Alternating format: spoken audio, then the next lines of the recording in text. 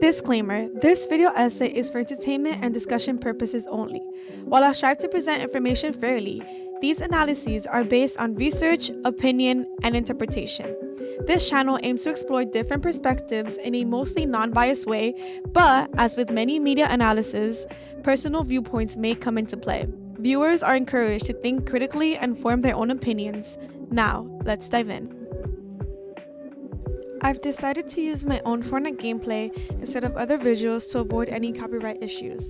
Plus, let's be honest, watching me play is probably just as entertaining as whatever footage I could have used.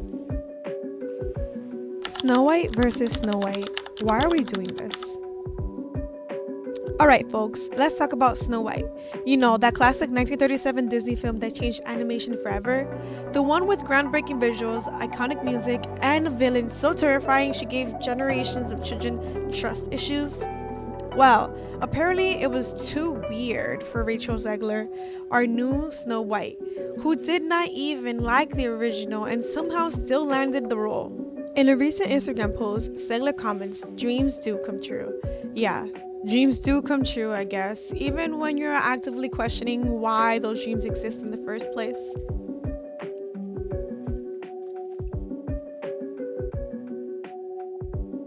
So, today we're diving into why the 1937 film is considered a masterpiece, how the live-action version is fixing things that maybe weren't broken, and whether modernizing a fairy tale actually makes sense or if Disney just refuses to let things stay in the vaults. Let's get into it.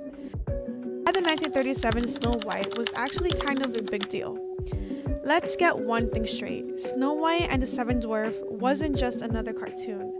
Before this, animation was mostly short. Think Mickey Mouse getting yetied off a cliff by a goat of some kind. But Walt Disney had a vision. He wanted a full-length animated film, and people thought he lost his mind. Like, genuinely, people called this Disney folly.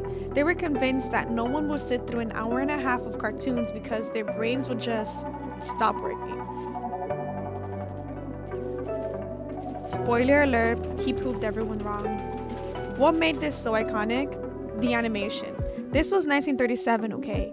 There was no iPads, no Procreate, no animation software. Everything was hand-drawn by actual humans. The film used rotoscoping, tracing live action footage to make the characters move realistically. The music. Someday My Prince Will Come and Hi Ho are still recognizable nearly 90 years later. The movie invented the Disney music formula. The sheer vibes. The dwarves, comedic icons. The queen, absolutely served. The way she drinks that potion with style before turning into that old hag, it's true diva. The entire film feels like a story being brought to life, which was kind of the point. So when people call this movie a masterpiece, they're not only talking about nostalgia, it actually changed the entire film industry. But of course, because we can't have nice things, Disney decided it needed a remake. How the live action version compares.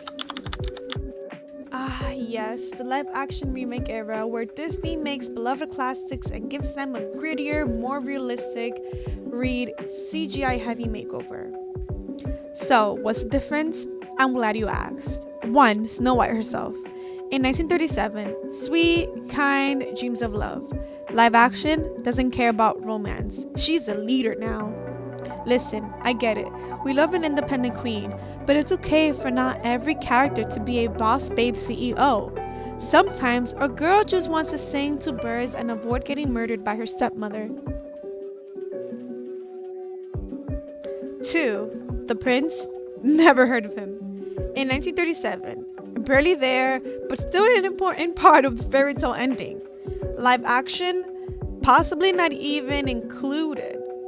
Are we allergic to love stories now? Did romance personally offend someone at Disney? 3. The dwarfs. Or magical creatures? In 1937, 7 little guys with distinct personalities. In the live action, apparently replaced by tall, CGI, generic, magical creatures. Look, I get it, updating things, but replacing an entire cast of beloved actors with CGI NPCs is not the answer. 4. The visuals. In 1937, rich, detailed, and charming in its hand-drawn magic. Live action, another CGI-heavy, overloaded, muted, kind of drab fantasy world. Disney keeps taking these colorful, vibrant animated films and turning them into grayish, beige disappointments. Bigger question is, do these classics even need to be fixed? At some point, we have to ask, do we have to keep doing this?